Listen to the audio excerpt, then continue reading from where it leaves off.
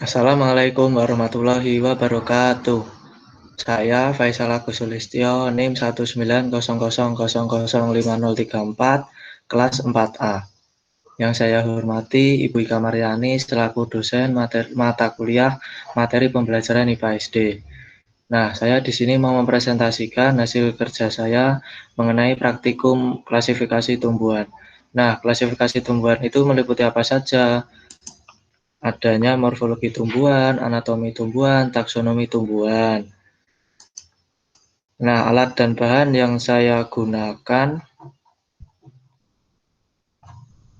yaitu ada kertas A4,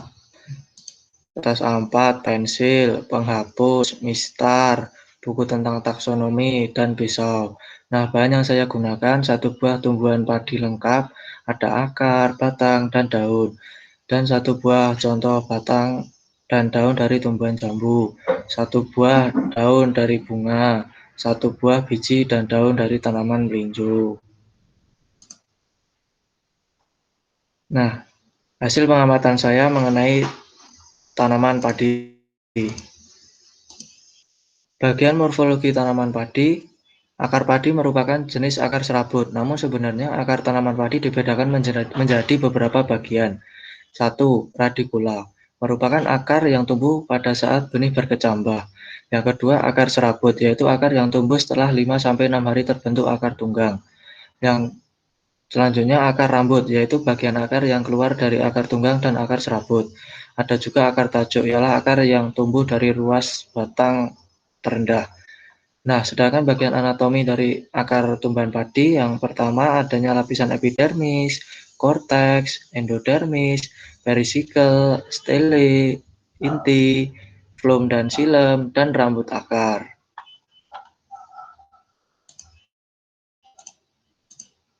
Nah, selanjutnya bagian batang padi. Bagian morfologi batang padi tersusun dari beberapa ruas dan buku. Batang padi tersusun dari beberapa ruas dan buku. Ruas-ruas tersebut merupakan bubung kosong yang pada kedua ujung bubung kosong tersebut bubungnya tertutup oleh buku. Ruas padi yang paling pendek ada di dekat tanah. Semakin ke atas, maka ruas padi akan semakin panjang dari ruas yang ada di bawahnya. Sedangkan bagian anatomi dari tumbuhan padi bagian batang, yaitu terdapat epidermis luar, memiliki vakular bundle, dan pitch. Nah, untuk selanjutnya yaitu bagian daun. Bagian morfologi tanaman padi, bagian daun berbentuk pita dengan tulang daun yang sejajar. Panjang dan lebarnya pun berbeda-beda pada setiap varietas. Daun tanaman padi terdiri dari pelepah daun, helai daun, telinga daun, dan lidah daun. Pelepah daun mempunyai fungsi untuk membungkus ruas batang yang lunak atau lembek.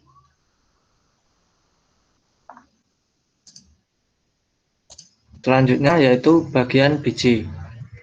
Bagian morfologi biji padi. Buah padi sering kita sebut butir gabah, yang sebenarnya bukan biji melainkan buah padi yang tertutup oleh lema dan palea. Jika buah padi telah dipisahkan dari sekamnya, yaitu lema dan palea, maka bisa disebut beras.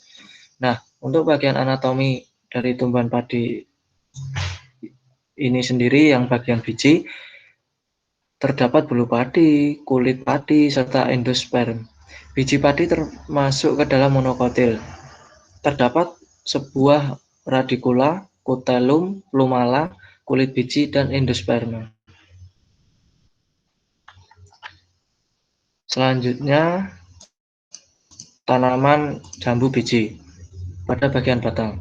Morfologi bagian batang dari tanaman jambu biji yaitu batang dari jambu biji bentuknya bulat, keras, dan memanjang serta memiliki permukaan yang licin.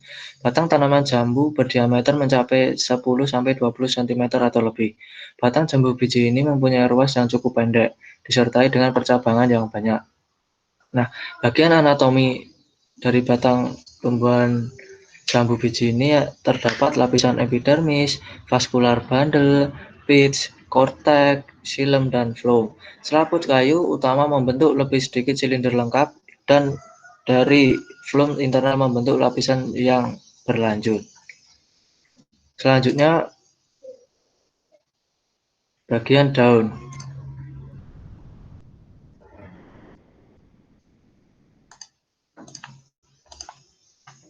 Daun pada jambu biji memiliki daun tunggal yang letaknya berhadapan, bertangkai pendek. Permukaan atas daun nampaknya tua dan licin. Daun jambu biji memiliki tulang punggung yang membentang pada pangkal sampai ujung daun.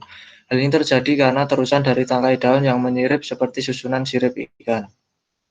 Sedangkan bagian anatomi tumbuhan jambu biji bagian daun terdiri dari epidermis atas, terdiri dari satu lapisan sel. Epidermis bawah, sel bawah lebih kecil. Stomata banyak terdapat pada permukaan bawah. Adanya jaringan air yang terdapat di bawah epidermis atas dan adanya jaringan palisada di bawah jaringan air.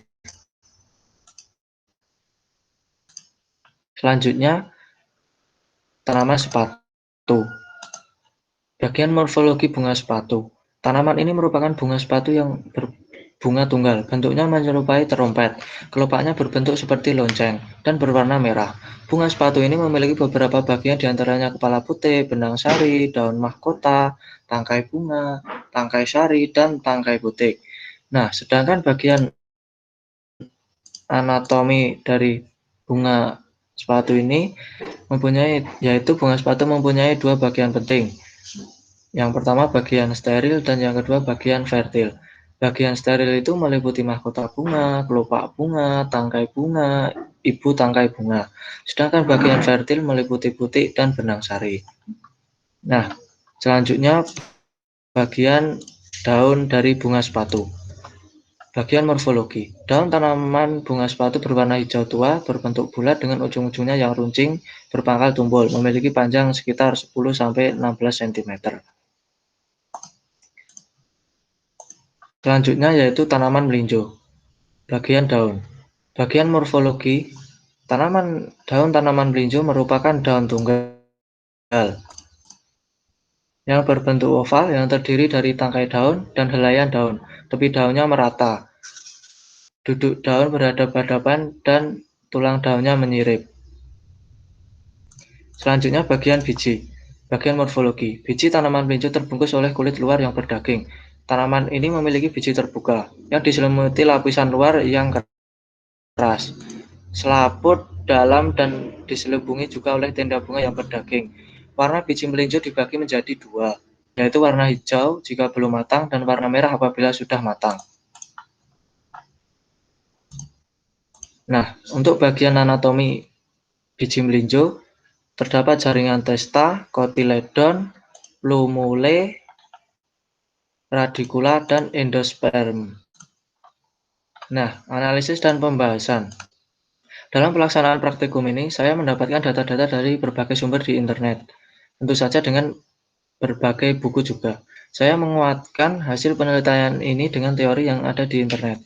Tumbuh-tumbuhan yang digunakan untuk praktikum ini saya dapatkan dengan mudah di sekitar rumah. Saya melakukan pengamatan dengan mengidentifikasi bagian morfologi dan anatomi pada akar, batang, daun, bunga dari tanah tumbuhan padi, jambu biji, bunga sepatu, dan juga melinjo. Menurut pengamatan saya, padi memiliki akar serabut. Tetapi akar padi sendiri dibedakan menjadi akar primer atau radikula, yaitu akar yang tumbuh pada saat berkecambahan. Yang kedua, akar sekunder atau adventif. Yang ketiga, akar tajuk, merupakan akar yang tumbuh dari ruas batang terendah. Dan yang adanya akar rambut, merupakan akar yang keluar dari akar tunggang dari akar serabut. Tanaman padi merupakan salah satu tumbuhan Gramineae atau rumput-rumputan, dengan batang yang tersusun dari beberapa ruas. Ruas paling pendek adalah yang paling pendek dekat dengan tanah. Semakin ke atas, maka ruas akan semakin panjang dan panjangnya melebihi ruas yang di bawahnya. Tinggi batang tanaman padi ada pada kisaran 107–115 cm. Ruas-ruas itu merupakan bumbung kosong. Pada kedua ujung bumbung kosong itu bumbungnya ditutup oleh buku. Daun padi dibagi menjadi beberapa bagian, yaitu helaian daun, pelepah daun, dan lidah daun. Tumbuhan jambu dan melinjo termasuk tumbuhan dikotil dengan daun yang sama-sama menyirip. Tumbuhan jambu biji termasuk tumbuhan dikotil dengan batang yang keras berkayu dan memiliki kambium. Batang yang dimiliki oleh tanaman jambu biji memiliki ruas yang cukup pendek dan disertai dengan berabangan yang banyak. Pada tanaman melinjo, bijinya diselimuti oleh selaput luar yang keras, selaput dalam, dan dilubungi juga oleh tenda bunga yang berdaging. Jadi, tanaman melinjo adalah tanaman berbiji terbuka, yang dimana bijinya tidak terbungkus oleh daging, melainkan diselimuti oleh kulit luar. Daun dari tanaman bunga sepatu termasuk daun yang tunggal dan bertepi yang tidak merata serta pangkal ujung yang meruncing dengan pangkal yang tumpul.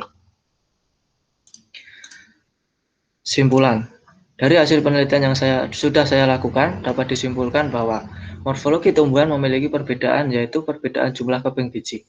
Jumlah keping biji jelas berbeda antara tumbuhan monokotil dan tumbuhan dikotil. Tumbuhan monokotil memiliki 1 keping biji, sedangkan tumbuhan dikotil memiliki 2 keping biji. Perbedaan monokotil dan dikotil juga dapat dilihat dari kenampakan daunnya. Daun tumbuhan monokotil umumnya berbentuk memanjang seperti pita dengan tulang daun sejajar, sementara daun tumbuhan dikotil umumnya berbentuk melebar dengan susunan tulang daun menjari dan atau menyirip. Dilihat dari jenis akarnya, perbedaan tumbuhan monokotil dengan dikotil juga kelihatan jelas. Akar tumbuhan monokotil umumnya adalah akar serabut, sementara akar dikotil umumnya berakar tunggang. Nah, mungkin itu saja presentasi yang dapat saya sampaikan pada kesempatan kali ini. Kurang lebihnya saya mohon maaf. Saya akhiri. Wassalamualaikum warahmatullahi wabarakatuh.